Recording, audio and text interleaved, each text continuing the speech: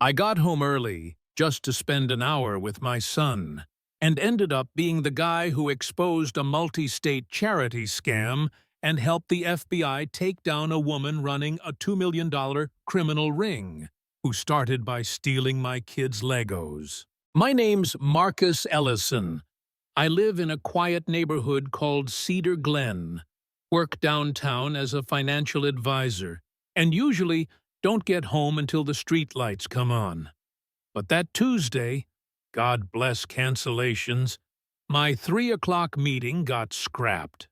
I thought, hey, rare chance to beat traffic, get home early, maybe help my 8-year-old Jaden organize that mountain of toys he calls a bedroom. I was even humming. No joke, me, humming in the car, the sun hitting just right, a warm breeze rolling in through the windows. Then I pull into my driveway and see her. A woman, probably early 60s, helmet blonde hair sprayed so tight it could deflect bullets.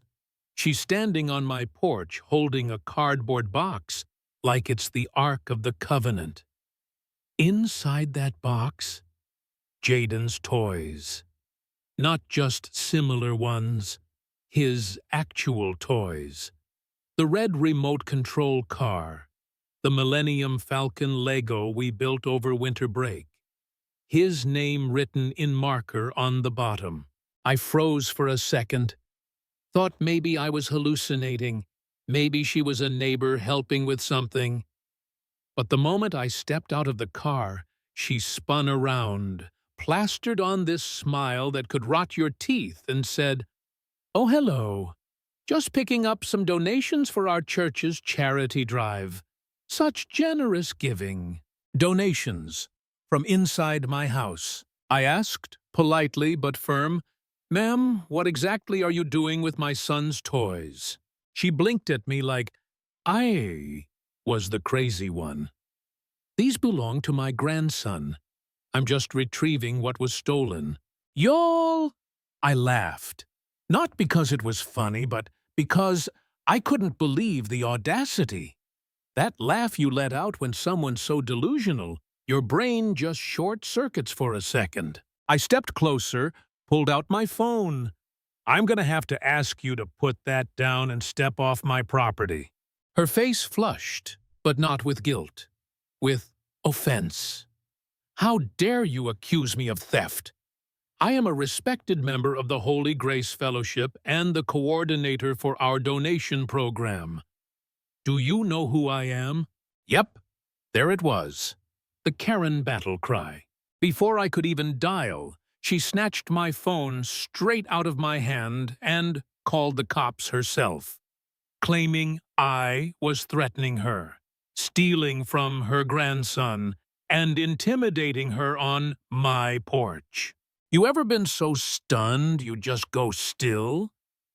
That was me, watching this woman back off my steps like she's the victim, still holding the damn box. Luckily, I keep my cool for a living. If you can explain to someone why they can't pull $200K out of their retirement to buy a racehorse, you can handle a delusional porch pirate. I calmly ask for my phone back. She jerks away like I pulled a knife. "He's becoming aggressive now," she tells the dispatcher. "Please, hurry." I don't raise my voice. Don't move toward her. Just stand there. My own porch, being made into the villain in her twisted, gaslighted reality show. Cops show up 20 minutes later. 2 cruisers. Lights on. Deborah still clutches the toy box like it's her purse. Officer Martinez steps out, clipboard in hand, calm but sharp-eyed. The other's a rookie, clearly regretting his career choice. I barely open my mouth before Deborah starts performing. "Officers, thank God. I was just helping the church when this man came out of nowhere, aggressive, accusing me." Martinez doesn't buy it. "Ma'am, how did you get these toys?" And this is where Deborah shoots herself in the foot. twice. "Well," she says, "my grandson plays in the neighborhood. Sometimes things get mixed up." Officer Thompson blinks. "But on the call, you said they were for charity." Deborah stammers, "Yes, but also, they were going to be, look, it's what Jesus would want." That's when I pull out the trump card, ring camera footage. Shows her jimmying open my back door with a credit card, making multiple trips to grab toys. Martinez watches it and says flat out, "That's burglary." Deborah? She calls it doctored. "These people," she says, "they're very sophisticated with technology." These people. Yeah, there it was again. When Martinez moves to cuff her, Deborah screams, clutches the toy box like it's a life vest, and runs. A 60-something woman in a business blazer sprinting across my lawn with stolen toys, shouting about religious persecution before tripping over Mrs. Chen's garden hose. Jaden's car goes flying. Legos explode across the yard like confetti. Cops pick her up. Neighbors cheer. You'd think that'd be the end, but oh no, this was just Act 1. Next day, I get called to the station. Detective Sarah Brooks sits me down. Not alone. Next to her is FBI agent Alicia Grant. Turns out, Deborah wasn't just stealing my kids' toys. She's been running this fake church charity racket for years, across 3 states. Over 300 confirmed victims. Jewelry, electronics, collectibles, all donated to a church she doesn't even belong to. And here's the kicker. They want to use my house as a trap. Word's out that I have footage. They think someone in Deborah's ring will try to clean up loose ends. That same night, I get a text from an unknown number. "I'm a friend of Jeremy's grandma. Can we talk?" Next day, Frank Morrison shows up at my porch. Nervous guy in shades and a jacket. It's 80 degrees outside. He starts mumbling about how Deborah was misunderstood. Offers me a manila envelope of documents proving she had permission. I open them. Fake as Monopoly money. Then he lowers his voice. "Maybe we can work out an arrangement. I have access to some items you might like." He tries to bribe me with more stolen goods. Right on cue, FBI moves in. Cuff him on my porch. He confesses everything as they walk him out.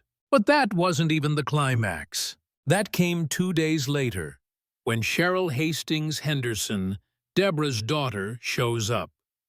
Designer suit, Mercedes, perfect blowout. This woman doesn't beg. She threatens. "Drop the charges," she says, laying a settlement check the size of a new car on my hood. "It would be a shame if your son's peace was disturbed by ongoing legal complications." That's when I smiled, because I knew everything was being recorded. Turns out, Cheryl wasn't some concerned daughter. She was running the entire scam. Deborah and Frank were the faces. Cheryl, she laundered the money, coordinated the sellers, bribed victims. Within hours, she was arrested, right outside her law firm. Cool as ice, but done for. Deborah pled guilty. 5 years. Frank, probation. Cheryl, 12 years in federal prison for racketeering and witness intimidation. Feds sold all the recovered goods at auction.